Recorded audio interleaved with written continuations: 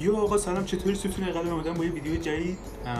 میخوام یه ورس از ترکامو همینجا واسهتون زنده بخونم و شما یک تا ده نظرتون رو به هم بدید که مثلا خوب بود یا حالا هر چی نظرتون نظر با خودتونه. حتما بهم بگید خوب بود یا نه. اگه از این ویدیو بیشتر میخواید حتما تو کامنت بهم بگید و نظرتون هم واسم بنویسید، لایک کنید، سابسکرایب کنید.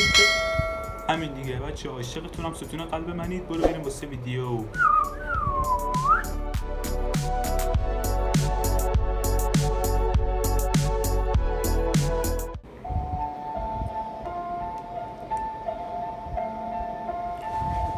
بکسینم بیتشه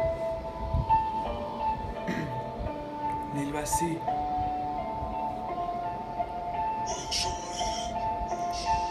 یا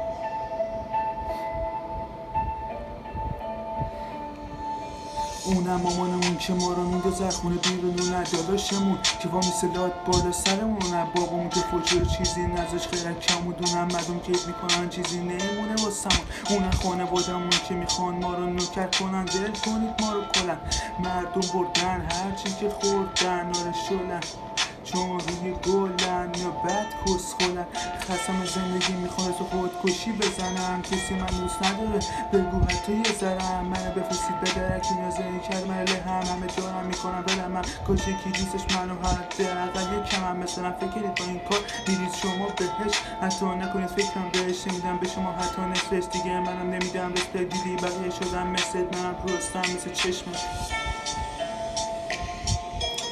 یو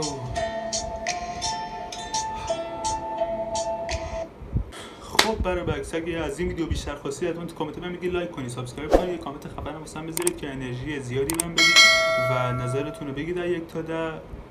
و برای بکس حتما تو کامنت بنویسید که از این ویدیو بذارم یا نه. اگه این ویدیو به 100 تا لایک برسه ویدیو بعدی هم حتما، ویدیو بعدی که نه یعنی این 100 تا لایک رسید حتما وقتی دقیق 100 تا شد دقیق 2 روز دیگهش همین نه یعنی یه ورس دیگه از ترکام آپلود میکنم، یا خودتون بگید ورس یا کروس یا بریز بگید واسهتون بخونم، عشق کنید دیگه. از یک تا حتما نظر تو کامنت بهم بگید چقدر دوست داشتید. بچه‌ها عاشقتونم، ستون قلب منید. تا ویدیو بعدی فعلا خدافظ.